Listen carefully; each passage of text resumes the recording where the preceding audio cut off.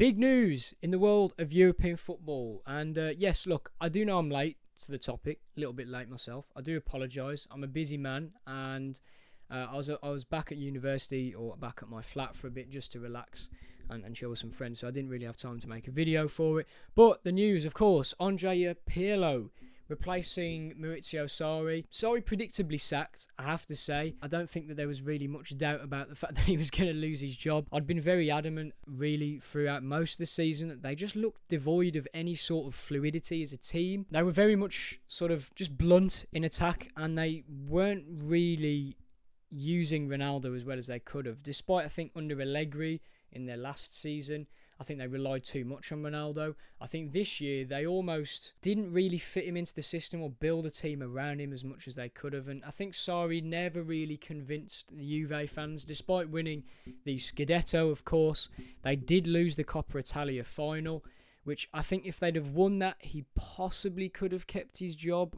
Although Juve have such a strong focus on the Champions League nowadays that I don't think it really would matter. Is it a shock? No. I mean, he wasn't fantastic at Chelsea, but he did win a Europa League. You do have to feel bad for Maurizio Sarri himself, because he's gone from not winning any trophies to winning 2 trophies in 2 seasons, and he's been sacked in both seasons. But that's sort of just the way football works, and there's not really much you can do about that, to be honest. But if we actually focus a bit on Sarri, I think, to be honest, I was quite excited when Juve hired him. I thought that he'd done such a brilliant job at Napoli. If Juve can get playing like Napoli did under Sarri, then they would just be unstoppable. And I even tipped them for doing well in the Champions League. Of course, they were knocked out by Olympique Lyonnais, which I was pretty happy about, to be fair. I always sort of root for the French teams. I'm half French myself, so I do like to see the French teams doing well. As well as the English teams. I think overall, Lyon deserved it. This obviously, it was a terrible penalty to concede, but Juve didn't look fantastic. They won on the night, but they shouldn't have even been in that position. Would they have had a chance against Man City? I think they probably would have been knocked out by Man City, to be honest.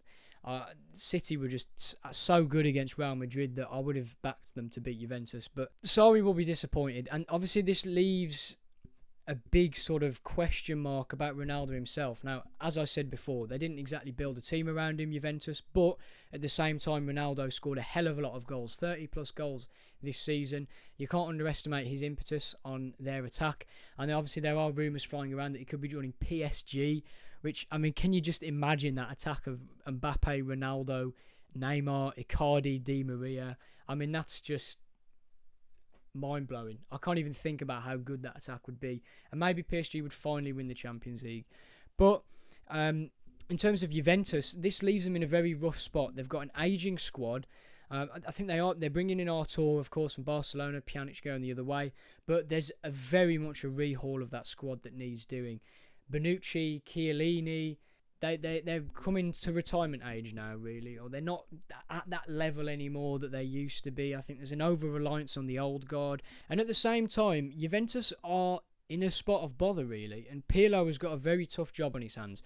Let's not forget that Pirlo was appointed under-23s coach 9 days before being announced as the first-team coach. So he didn't even manage a game for the under-23s, but he was that good that he deserves a first-team chance.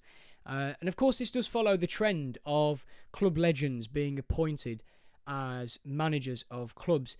And as I've stated plenty of times before on podcasts or articles, football is very much going through a transition period. European football, at least, is going through a transition period where a lot of the bigger teams have had to go through rebuilds. We're coming to the end of this sort of generation of players, or this cycle of players like your Toni Kroos, your PKs. You know, Xavi and Iniesta have already left Barcelona. Chiellini, Bonucci are getting on now. You know, Real Madrid have got Sergio Ramos, who's getting on now. And that midfield three as well, they've had for so many years. So, you know, there is very much a transition period now where clubs are rebuilding, hiring younger managers. We've now got Zidane, Solskjaer, Lampard. I'm trying to think of others. Pirlo now, of course. You know, there's others, but I can't remember. There seems to be just a growing trend of former legends or club legends being given the reins at their clubs. I'm not sure why. I think their prowess as a player is probably, to try and galvanise the team, but that can only take you so far. I think it's a new cycle for managers as well. I mean, obviously we've got Julian Nagelsmann, who's coming through as a very promising young coach, and of course his Leipzig side play Atleti this week. So you have to question whether Juventus next season will be able to really push on under Pirlo. I think this is more of a short-term stopgap than it is a full-time replacement. I would be very surprised if he keeps the job for more than a year or 2 years. I don't see him as a long-term replacement, but you never know. He could very much do a good job. I mean, he's a genius. He's a footballing poet, I think therefore I play. Ruben Neves, of course, inspired by him. And, he's just one of the greats. He was playing PS4 or something, or PlayStation before a final.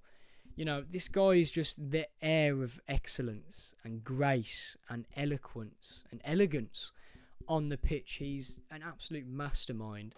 And whether that can translate onto the pitch is yet to be seen. Whether he can get the players on side is yet to be seen. I mean, are the board going to back him as they would any other manager? That's also yet to be seen. Will Ronaldo stay is the big question. If he leaves, then they're going to struggle. And Paulo Dybala, who's had a good season as well this campaign, he could leave as well. I don't think it's very likely, to be honest. But at the same time, it is a possibility. And if Juve lose Ronaldo and Dybala, I don't think that they're going to be able to challenge as well as they have done. And to be honest, they've been off the pace. They were fairly lucky to win Serie A this year. Atalanta, Inter Milan and Lazio all really faltered. Juve never convinced me, and they still won a Scudetto, which I think is really frustrating. I really wanted another team to win it this year, as I think most neutrals probably would have wanted as well. But unfortunately, that's not the case. So, we sort of just have to deal with Serie A still being a bit of a farmers' league in that sense, even though they do have very good teams. But I think this is a tough time for Juventus. I am excited to see how he does. Like, Pirlo is a very intelligent man. He's well-spoken. He knows the game so well. And whether that can translate to him being sort of a Pep Guardiola-esque manager is yet to be seen. Of course, Pep Guardiola was a midfielder himself, playing at a high level for Barcelona.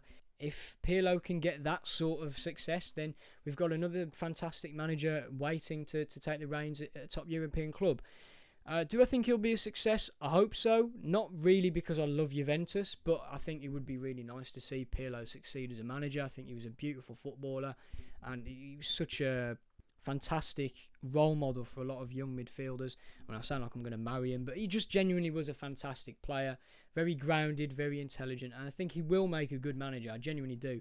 But it is a massive, massive risk for a club of Juventus' size to give an completely inexperienced manager the full-time job.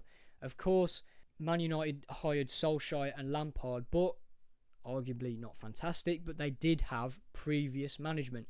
Steven Gerrard, if he ever goes back to Liverpool, he's managing Rangers, so if he ever manages Liverpool, he would have had managerial experience. Pirlo is going into this without having managed any teams whatsoever. He's got no clue, and that's not to say that he doesn't have any idea how to be a good manager. I think, he's obviously got the qualifications to do it, and, that's important. But at the same time, qualifications don't mean anything if you can't get results. And obviously, it's a results-based business. And no matter how good Pirlo was as a player, there's always a risk that this could damage his legacy. I don't think it'll damage it too much if he fails, because I think Juventus fans are in the understanding that their club is in need of a big sort of rebuild at the moment. So I don't think he'll be given too much stick. But at the same time, it will damage his legacy slightly if he does fail as a manager. And I think for Juventus now, all they have to do is just hope that this is going to be a good appointment for them, and hope that, Pirlo can take them forward, maybe bring some young players in or through, and, rebuild into a youthful and exuberant team that can maybe challenge for the Champions League next year. But let me know your opinions down below. Is this a good appointment? Is this long-term, short-term? Do you think the board will back Pirlo as much as he needs? Do you think Ronaldo will leave? And how do you think Juventus will fare next season? Leave those down below. I'd like to hear what you have to say. But until then, see you next time.